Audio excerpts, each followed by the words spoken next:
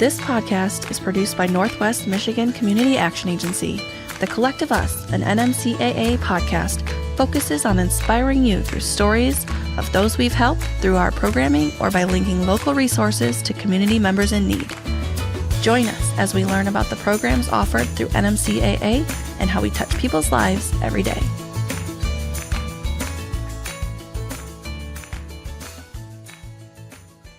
Thank you for joining us on The Collective Us. I'm Ryan Buck. And I'm Erica Austin. It's time for warmer weather to begin peeking through those gray clouds and time for you to begin to think about planting your garden, if that's your thing. Today, we will be chatting with a few guests who know a thing or two about good food and the importance of each individual not only getting enough to eat, but also having a good diet. Let's talk about fighting food insecurity. Jumping right in. This is unprecedented. Look how fast we're going. Super quick. We'd like to welcome Northwest Food Coalition and TFAP Logistics Coordinator Rachael Cougler to the show. Hello. Hi, Ryan. And we also have Mary Clulo, a longtime volunteer and chair of the operating committee with the Northwest Food Coalition. How are you? Great, thanks. Thank you for being here. We also have a returning guest in the room, Lisa Robitshek, manager with Meals on Wheels of NMCAA. Welcome back. Thanks so much. Very Excited nice to be here. see you. You too. Rachel, I'd like to start with you. Can you give us a quick overview of what the Northwest Food Coalition is and what you do? So my role in the Northwest Food Coalition is the coordinator. So pretty much that means a little bit of everything.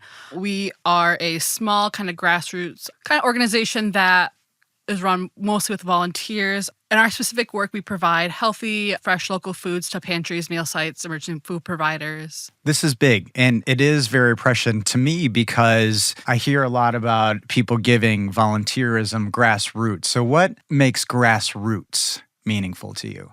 Well, what it means to me is that each site that delivers services to neighbors in need was organized by the people at those particular sites. So whether it's a church or a fire station or one of the many, even at the schools, have pantries, and then the meal sites, often those are run by churches. So people come together and see a need and rally around it and then create the opportunity to provide food services. That's wonderful. It feels like the boots on the ground are feeding the data that feeds the need, right? So you have individuals who really uniquely know their community's need. Would that be accurate? Yes. And it comes down to why we're a coalition, because they supply the data. We then turn that around, bring everybody together to share in what's happening and trying to get together best practices and recommendations and make the most of the resources we have by acting together in a coalition fashion. Well, that's where rubber meets the road. Yeah. I love the data stuff. Yeah. And so with that, you talk about the people on the ground and volunteers. So we also have other organizations that are other than NMCAA that are a part of this coalition. Can you touch on some of those, who they are? I don't know if there's a huge long laundry list or if it's just a couple, but can you talk about a couple of those and kind of what their roles in the organization are? Yeah, so the Northwest Food Coalition, we are, of course, a group of many members of emergency food providers, pantries, meal sites. But in addition to that, we work with a couple organizations in the local area, considering they'd be Groundwork for Resilient Communities. So they work with us. They're a purchasing partner. So they help provide insight and kind of networks for our farmers and our local agriculture community. In addition, we have Food Rescue of Goodwill, Northern Michigan. So they are kind of our distribution partner. And in addition to that, they're our systems partner. So they also help address food insecurity by rescuing food from local stores and restaurants and bringing that to also our pantries and meal sites. Okay. Complexity just unveiled itself. Right. Because one must be thinking, how complex is this?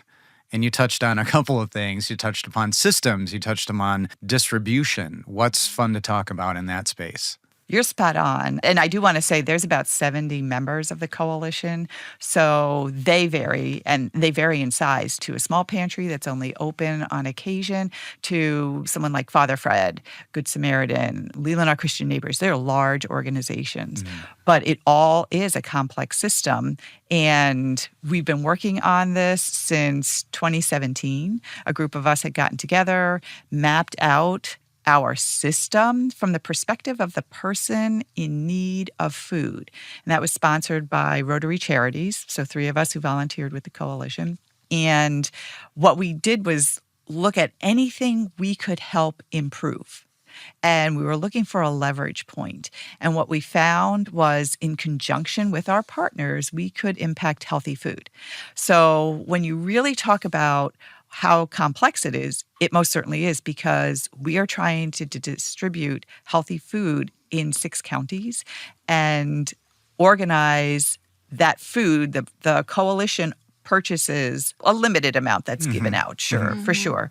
But we purchase food. That's the first program that has ever happened with the coalition purchasing food.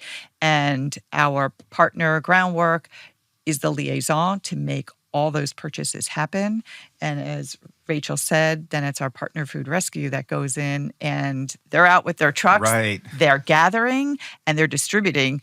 They are putting our healthy food out on that truck as well. And I think, like please. our role in this whole kind of systems change is kind of like the administrator, the facilitator of all these groups and sites who have different needs and different kind of varying levels of expertise, kind of bring them all together and really saying, okay, what can we share out either among each other or at least identifying needs? Yeah. And really helping kind of facilitate them in that manner. Yeah. And so you're also doing a different kind of service, and this was maybe a little blip that you talked about, is rescuing food from larger stores that may just go where? Go to a dump? Go elsewhere? Potentially? Yeah, that would be Goodwill's program. Food Rescue does that. So they're a partner of ours. And your program benefits from that work as well. Absolutely. Wow. Yeah. I just have to say, I used to work through my college years at Gordon Food Service. So I would work in the cooler, and then every evening, here comes Food Rescue, and I'd have a cart or 2 of things that are about to go out of stock because they're going to go bad, and hand them over to Food Rescue. Wow. So yeah, the amount of food that just came out of that store was incredible. So I can imagine picking up from all the different stores, the amount of food that you guys get is just insane. So yeah. Rachel, in preparation for the show, you provided us with some great information about the coalition and food insecurity in general. I asked you the question, what makes food insecurity so prevalent today? In your answer, one of the things that you said were there are larger economic challenges that we see that make huge impact on food security in a community. Consider the absence and loss of affordable and attainable housing and childcare, lack of public transportation, and rising costs due to inflation. These are the kinds of things that we talk about at NMCAA all the time, at least at a agency level. And I think it's a really important part to talk about how this is part of a bigger network of economic issues. So I really loved your viewpoint on that. But if you wouldn't mind, can you tell us what kind of things do make food insecurity so prevalent today? Besides all the economical challenges, it could be individual ones. I know last year we had an individual reach out to us through email, a gentleman who was going through a divorce. He had 2 kids, had a change of housing, didn't really know what to do, was running out of funds from legal standpoint, from housing, from all childcare access.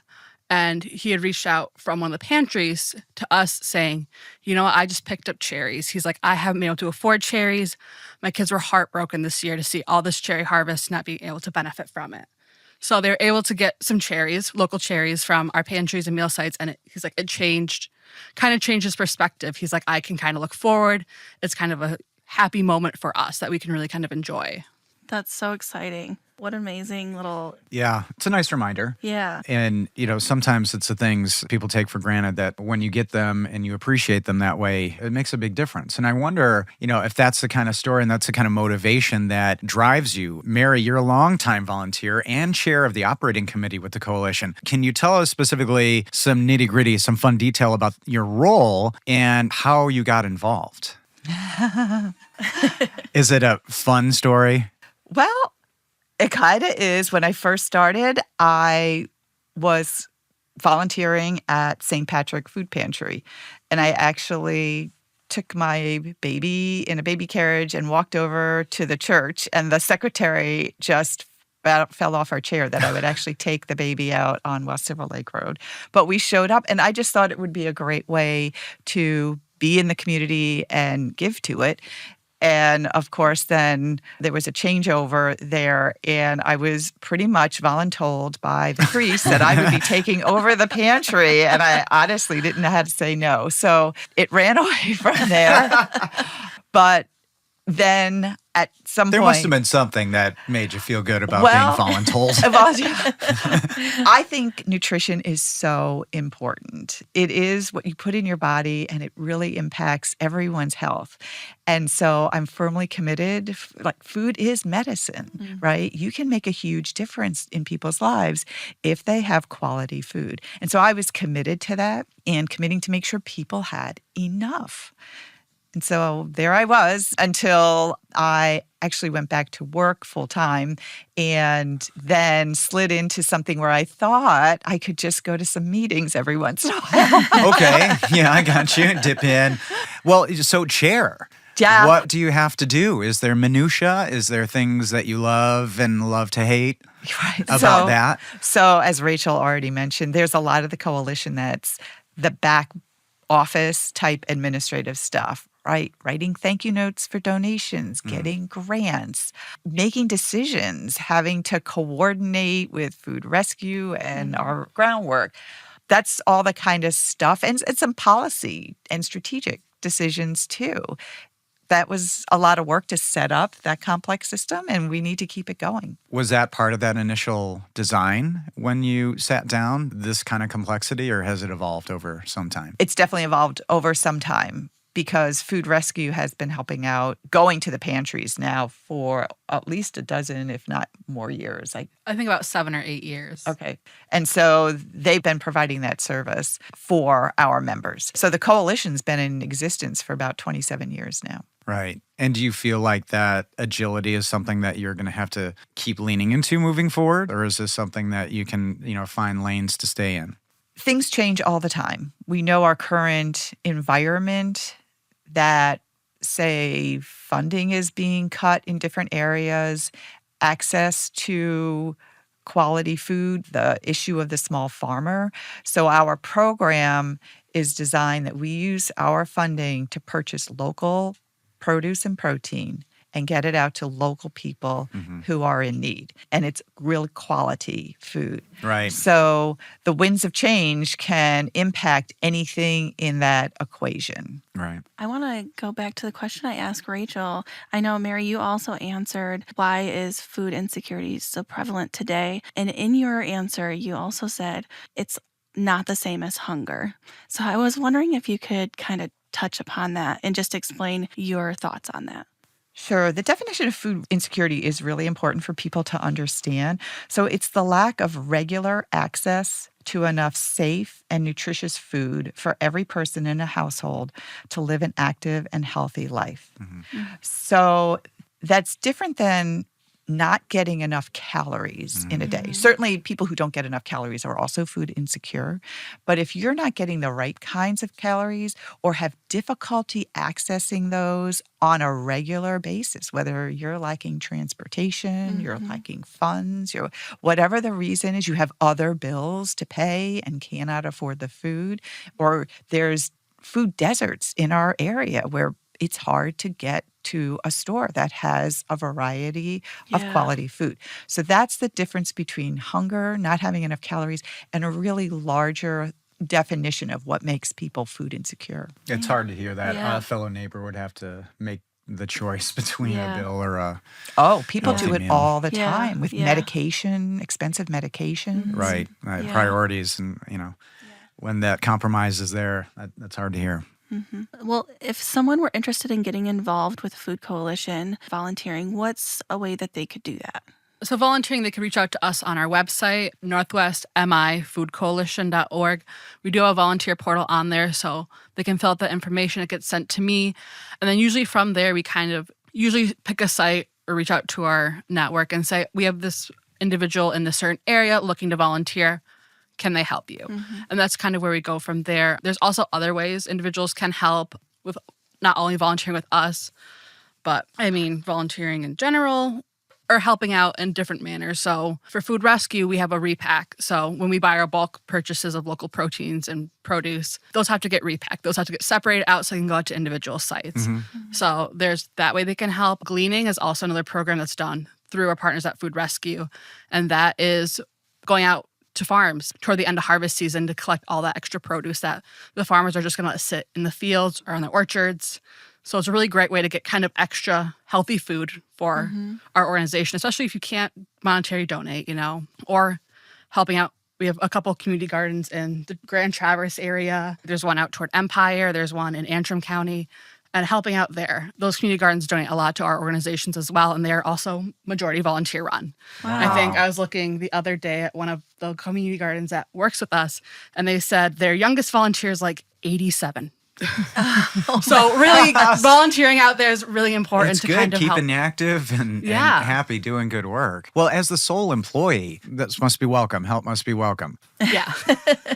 Are there visions to change that? Or are there vision to expand what's going on from a position standpoint under any circumstances, under the best or the normalest of circumstances? That's really more of a strategic call, and it's filling the needs that we have. So I think we are in the process now of evaluating where we need to go from here. We have to look at our funding. Right. And if our funding dollars, we've been operating under a grant, and if our funding dollars have an end, we would really like to sustain the level of purchases that we have been making, not only for our farmers, because they really appreciate having that steady stream of income from us, but then also for the people who are receiving this food. There are people who go into our pantries and will choose that produce because it's local, because they know it's good, and they look forward to it. As Rachael said earlier, people look forward to coming to our pantries. So if we need to start fundraising, that's going to cost us, right? So that's a... Well, I hope all of that resonates with listeners when they think about support, Yeah. because, it takes everything to make it happen. Well, we're going to switch gears, but before we do, I need to interrupt our podcast to celebrate a career milestone achievement. In April, we have Chantel Faucha, I think is how you pronounce that, who is celebrating 23 years with NMCAA. Thank you so much for all your hard work and dedication. Congratulations. 23 years. Yeah, It's a long amazing. time. Gets me every time. I love that. Lisa, hello. Yes, hello. We're going to move on to talk about Meals on Wheels. Obviously, a lot of crossover here. We've had you on the podcast on several occasions now for Meals on Wheels. You work specifically with our eldest generation on providing delicious, nutritious food for your homebound senior clients. Going back to the idea that this is a bigger economic issue, tell us how Meals on Wheels is a quote-unquote good business, as it were, and can help a family versus an elder care home, financially speaking. Well, I'll start with Erica had asked me to make sure we bring up a statistic. So there's a statistic that says 1 year of Meals on Wheels served equals 6 days in a nursing home and 1 day in a hospital. And so, yeah, it's pretty impactful. And the reason why we can make those comparisons is because sometimes someone having Meals on Wheels can be the one thing that they need in order to stay in their home and stay out of a nursing home or out of the hospital. And so what Meals on Wheels is geared towards individuals 60 and over, but individuals who are homebound. And by that means that they don't ever leave their home, but it's taxing. You or I got in our car today and we came, and it wasn't too hard. But individuals that are homebound, it's taxing, or it requires considerable effort, or they can't do it on their own. They need rides, etc. And so if they were able to get out, they would be able to make use of things like food pantries. But these individuals, not only can they not cook, but most importantly, they can't really, get out to prepare that. And so there are many health conditions or reasons that they have that they can't get out. But just having food, but also, as you've heard me say in the past, it's so much more than a meal. Right. So it's someone coming to deliver that food. We never leave food if they're not there because their safety check is a big part of it. So there's someone to come and literally make sure that they're alive and well and that they're okay. And if not, hooks them up with other resources both that day. There are many people, we've summoned family members or the police for a well check, and we've called 911 many times. There are people who have been on the floor. There are people who've been unconscious, and we've gotten help for them. And then it's more long-term. Also, we have someone who goes in the home to do an assessment and to figure out, in addition to Meals on Wheels, what other things might they need to help them be independent in their home, which the latest statistic I saw is 92% of the people want to be in their home. So the combination of all of those things helps them be able to be in their home and not only avoid those costs of other facilities, but it's where they want to be. I'm still reeling about that statistic. Yeah. It's staggering, and that's why I wanted to make sure that And Lisa again, the pointed note it about out. having to make a choice and that being part of the choice to allow you to stay at home. And there's other statistics that are really wild about the benefits of being at home and having that kind of community. Holy cow. Lisa, the Meals on Wheels program, similar to the Food Coalition, also utilizes lots of volunteers as well as some community partners. Can you tell us what a day in the life might look like for a volunteer driver? Yeah. So, first of all, we just get to surround ourselves with the most amazing people you can imagine. It's just a big love fest. And these are individuals that they want to do this. It could be individuals that have retired. It could be individuals that are maybe not working, just want to have some meaning in their life. And so a day in the life might be they come to our kitchen. We also collaborate with Goodwill Inn. For Grand Traverse and Leelanau County, the Goodwill Inn prepares our meals. For Wexford and Missaukee County, which are our other two counties, we have our own kitchen in Cadillac. So drivers might come to the Goodwill Inn in Traverse City or the Cadillac kitchen. They will get a route sheet, and the route sheet will have all of the individuals that are, getting meals that day. It'll also have their preferences of what they choose, which the driver won't really need to know that unless the client might ask them. That's why it's on there. But our kitchen uses that. So all the work happens ahead of time before they get there. And so, first of all, we work really hard to make our menus delicious and nutritious, and we work with the dietitian to approve them and all that kind of stuff. So the kitchen prepares those meals. They have them all bagged up and ready to go with the client's name on them. Right now, we're delivering frozen meals. We started that during COVID instead of hot meals to be safe. And then we did lots of surveys with clients, and now they like them because they have to be home. They can schedule their schedule around it and things of that sort. And also, we get to have much more client choice because we get to choose what meals we prepare and put in the bag for them. So anyways, all that's done ahead of time, and the driver comes and there's a cart already set up for all their clients, and they make sure that everything is there, and they get milk because that's with all the meals as well. And so they set out on their route, and it's a joy for everyone. They get to go visit people and share their day. And then I just had a conversation with a woman and said, Fred Moore is one of our volunteers. His wife, also Colby, happens to work with Meals on Wheels as well. And so Fred is just the bright spot of her day. He calls every client when he's on his way, just so that they'll know, because they may take extra time to get to the door. And it's, hi, how are you today? And she's like, it's just the bright spot of my day.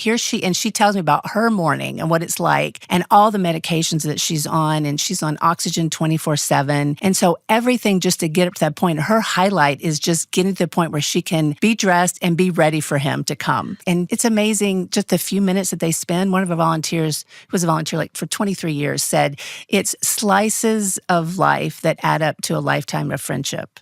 And it's just a few minutes, at a day, but the drivers know everything. They're like, oh, I know you had an appointment last week. How did that go? Oh, I know your grandson had a recital. How did that go? And, and they know things. They become part of each other's families. That's like critical dopamine, I think, at some point, when that sure is being seen, being recognized, even for myself, if somebody remembers my name in our little small town, I still get this hey, I'm special. That's pretty cool. Yeah. When you say being seen, I have this little Post-it of different notes that we get from clients, just kind of keeps me going. And there's one that says, it's someone to see me.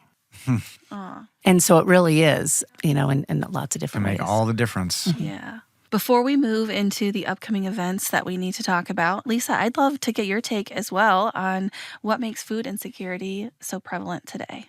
Yeah. In addition to everything that Rachael and Mary were talking about with the Northwest Food Coalition, all those things exist for the clients that we serve as well. And the way our program works is a suggested donation, so no one has to pay anything. And so they have to pay their rent, they have to pay medications, for medications, et cetera. So it's all of that. But it's also, for our situation, for clients that are homebound, people are living longer. And so they're living with health conditions. They still want to stay in their home. And so if they're not able to get food on a regular basis, they will be food insecure. And the cost of housing is so expensive. The cost of long-term care is so expensive. And, it is scary for people. So it's everything that they talked about. But, in addition to, it's hard to get out, and that as people age, they're staying in their home longer. Are you finding that this cost thing is making some of this populace even move out of the community? family, which might put them at risk, or do they just have to stay and figure it out? Because a lot of people talk about young people leaving, but Right. there could be, some older folks who just can't afford to stay here either and have to Yeah. move. Are you seeing any of that, or thankfully maybe not? It's kind of hard for me to know, unfortunately, because people might discontinue, and we always ask why. We want to make sure it's nothing with their program or if it's not meeting their needs, but they may say they're going to go live with family. And I don't know if that's because of their health conditions that they need, to be with someone, or if it's the cost of living. So, yeah. Interesting. I'm not really Thank sure. you for that. Mhm. Yeah. Now, you talked about events. This is super exciting. Mm-hmm. We've got 2 upcoming events for the collective to take part in. First is Moomers for Meals on Sunday, April 27th. Mm-hmm. It's fun to say. We're so lucky to have Moomers in this town. It's really neat. Yeah. Lisa, can you give us the scoop on this The event? scoop. Oh, you're good, Ryan. I appreciate that. Thank you for leaning in.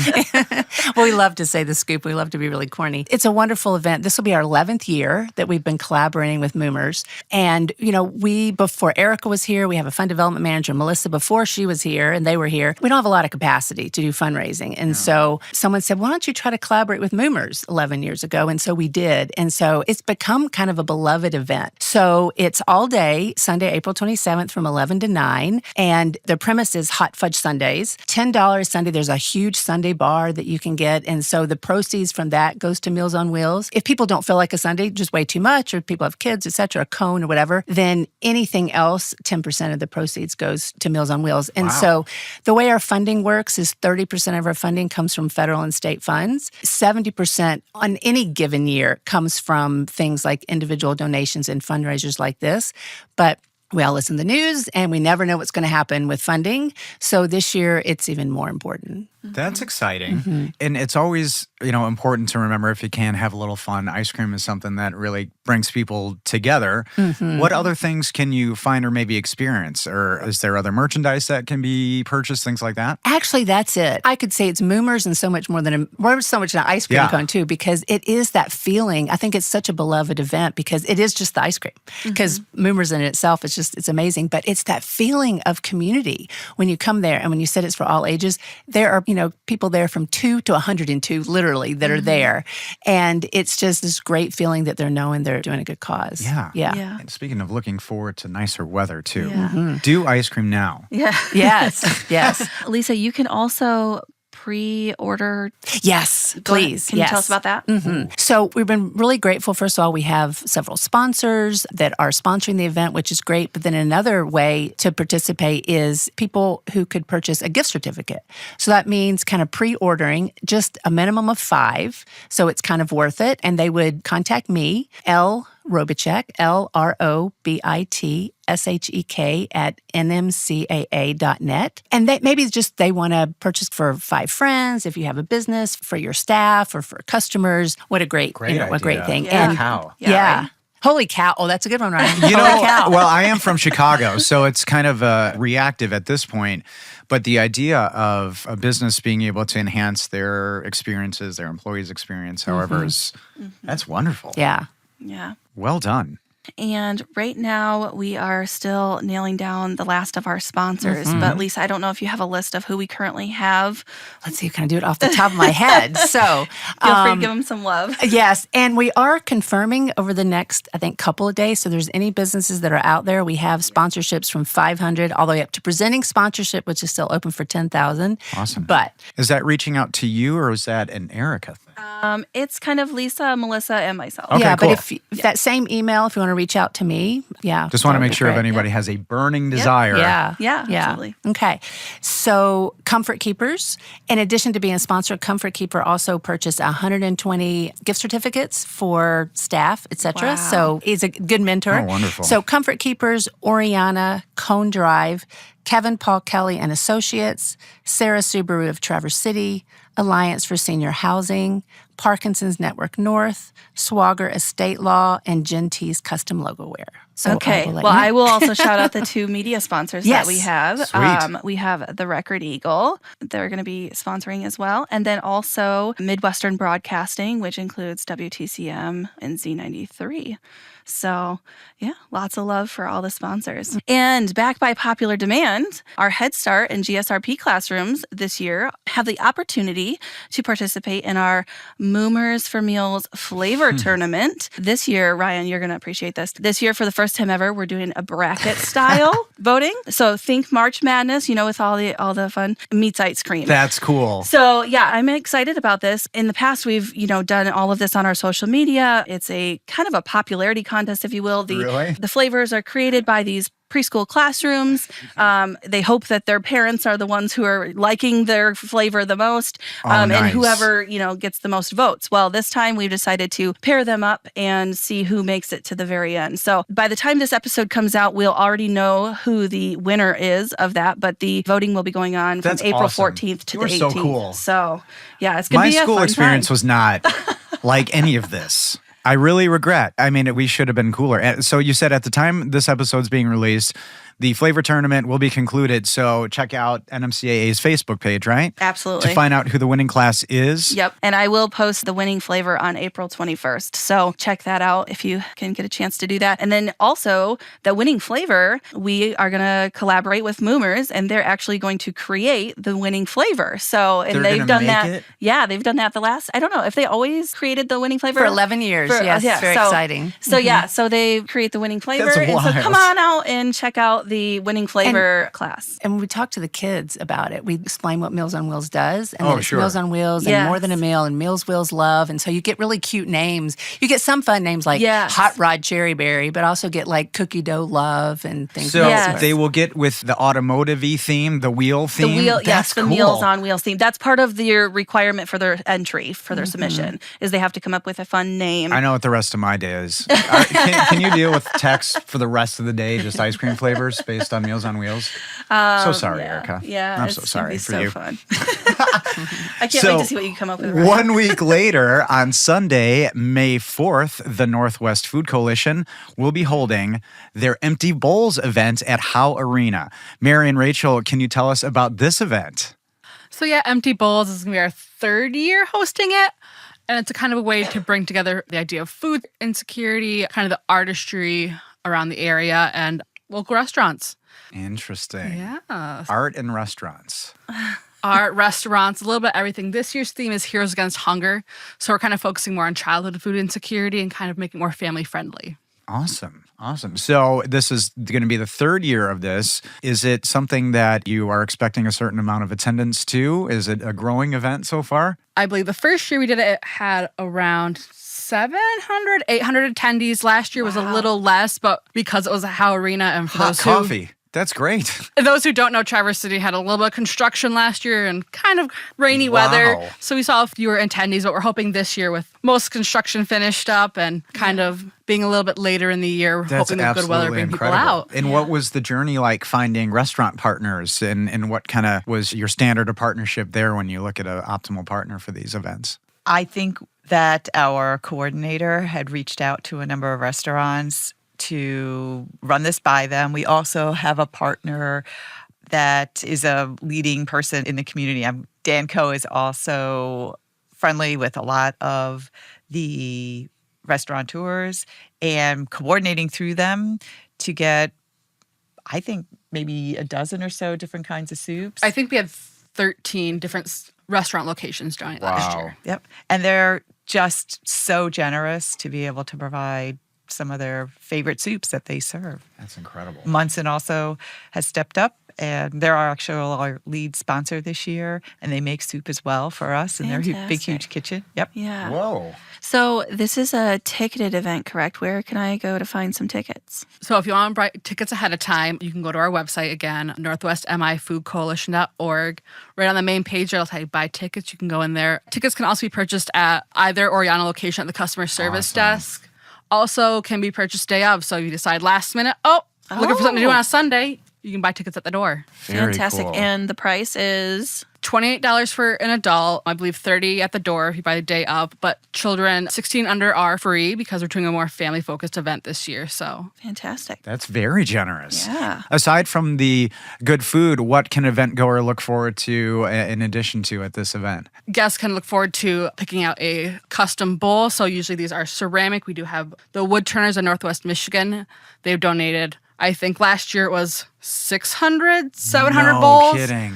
Wood-turned bowls. Wood-turned bowls, Wow. and they're gorgeous. So they'll also be there. They brought their lathes last year, and they're going to do that again this year, kind of do live wood-turning demonstrations. A little demonstration. That's so That's cool. incredible. And the ceramic demonstrations as well. Oh. Oh yep. my goodness. So Well, you that's say a- empty bowls. This is a literal wonderful name for this event. It's exactly right because it represents many people who have an empty bowl. You come, you donate, you get to fill. We don't actually use those bowls, but you, in essence, get to fill a bowl Yeah, up absolutely. to help out those who can't fill their bowl. And they're artisan bowls, as well as there's a number of schools that participate. So we've got kid bowls, talking about cute names for Meals on Wheels, Yeah. but they come up with the craziest ideas. Bowls that sit on feet or just all different kinds of shapes and sizes of bowls. They're great. Art. There it is. So That's super fun. Wow. So fun. Wow.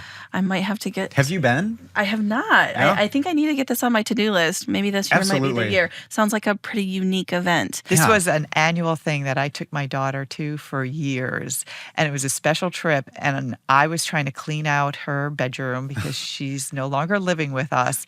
And she said, "Don't touch my bowls." Oh. Those meant so much to her. Mary, I have to share too. I've taken my kids to for over 20 years, and I still have the bowls, and it's amazing. I've also volunteered. I'm going to volunteer again, and it's amazing. Oh, Yeah. and not to be missed, are there still volunteer opportunities for it, or are they all full? There are still volunteer opportunities. By the time this is coming out, we'll hopefully have all our volunteer opportunities filled, but you can always, again, reach out to my emails on the website or to the volunteer portal saying, hey, I heard empty bowls. There's still spots left, and we'd be happy to find a place for you. That would be Perfect. great. I wonder how many Star Wars themed bowls there will be on May the 4th. I will On May say, the 4th. oh, right. Yeah, May there the can- may we're have a making some little cosplay.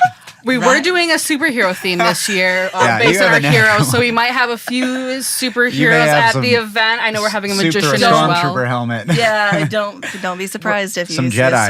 stormtrooper. We are totally focusing on the kids. So there's going to be kid games.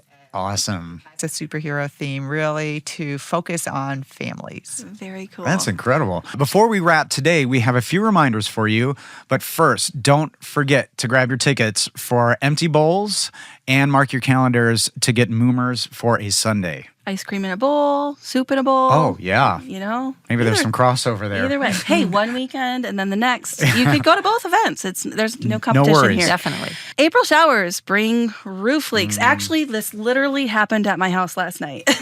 It was raining hard. I guess it's time to check your homes. We currently have funding for home repairs in Antrim, Charlevoix, Emmett, Leelanau, and Wexford counties. It's also not too late to fill out those interest forms for Head Start and GSRP. If you have a child who is 3 to 4 years old and are interested in free preschool options, please go to nmcaa.net to fill out the interest form today. Early selections begin now. As we approach the end of the show today, we said there wasn't really a hard-hitting question, but we do have one. We save it for the end because we figure you can't leave at this point. So, Mary, if you could choose one marketing super spokesperson for the Northwest Food Coalition, anybody, unlimited resources, who would be your spokesperson and why? I'm trying to think of an amazing chef who really cares about Ooh, now food. you're dancing. Yeah. Right. I think everybody has a lot of favorites thanks to TV. Yeah. Right. Yeah. Food Network. Yeah. For sure. Yeah, but that would be good. Celebrity chef. Celebrity Yeah. chef. Yeah. I'll go with celebrity chef. Do you have a favorite, Erica? I don't think I have one. That's just like a standout favorite. I worked with one who was an Iron Chef on the Food Network. They're intense people, but a lot of kind hearts, Yeah. and they like to give. Yeah. So, hey, celebrity chefs out there. That works for us. Rachel, we have a question for you. If you had one wish for the Northwest Food Coalition, it could be unlimited, whatever you'd like it to be. What would that wish be and why? So one wish I think I have for the Northwest Food Coalition, as kind of basic as it sounds, is unlimited funding, is to be able to provide and keep providing and have that network to be able to support not only our local people, but our local farmers. We're kind of really make a more self-sustainable community. Yeah, I love that. Beautiful. Thank you for putting that wish out. Yeah. And Lisa, Do you see her face? yes. Have we traumatized you before, Lisa? I thought, oh, she's going to ask the same question, so I get time to prepare, but nope. Okay. You're actually off the hook today. You've been here enough times that we're giving you, you're getting a free, You have a free reprieve. pass. Okay. Unless there's anything you want to share at the end here. Do you have a celebrity spokesperson you'd like? Have we asked you that before for Gracious. Meals on Wheels? I don't think so. Okay. Can we do that? sure. Can we do that? Or could I have the favorite wish? Oh, whichever Yeah, question okay. you want. Unlimited wish for Meals on Wheels. It could be unlimited, reality or not. Could I have like half a wish for each, so I get two Sure. wishes? Yeah, that's great. So one would be anybody who meets the criteria that we said, anyone who's over 60 and, doesn't get out, et cetera. They've given their whole life for other people. I would say reach out and ask for help. That's why we're here. That's why we all get up in the morning. It makes us feel good. Some people have a lot of pride and they feel like, oh, no, I can't do it. And so I would say, please give us a call. On the other hand, so that we can do that, like Rachel said, it's also unlimited funding. That's the only barrier that we have. And with a lot of uncertainty going on with funding right now, that would be amazing so we can serve all the great people that there are that have given so much. So both wishes are for funding. And It's a common wish. It is Seems a common like it's wish. a common need, isn't it? It is. And so make sure you come out and support both these events to help. Really cool events. Yeah, really cool That's events. my opinion, but here you go. All right. Well, speaking of your opinion, it's time for you to take it you know away. what? I'll start by saying I think those two events sound legitimately amazing and cool. But a big takeaway from this in this moment and experience is, again, the amazing people who give their time to these programs and the partnerships that become of it and how necessary they are to have happen. It would be great if the Food Coalition was just self-sustaining and didn't need all that. But we're in a community that allows for this to happen. And I asked about growth, and that was a little bit of a fun question just to kind of see where you were at, but the partnerships that NMCAA engenders and the real benefit to people in need with this serious issue. Like I said it before, having to choose between, your rent and food is just hard for me to think about, but I'm uplifted by all the people in the room who make it better for the people that they can. Could I share one more need, if you don't mind? Sure. Just real quick. So as you were talking about growth, there are many times where we ask, does Meals on Wheels need volunteers? And sometimes we don't. But we're actually at a point right now where we do because that's good to our know. routes are a lot longer and things of that sort. We're needing to split routes. And so we do have opportunities. So if anyone's interested in volunteering for the best thing ever, give us a call. And Lisa gave her email. I've said this before on the show. People give their phone number, email.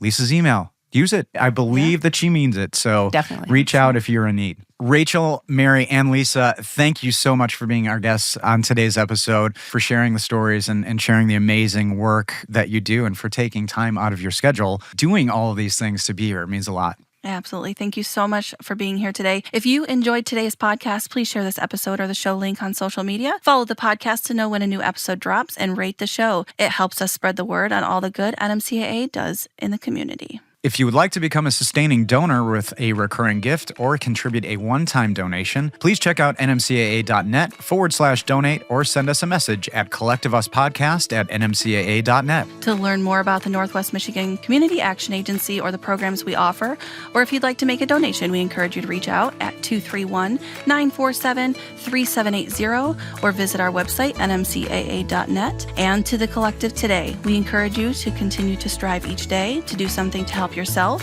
or your neighbors.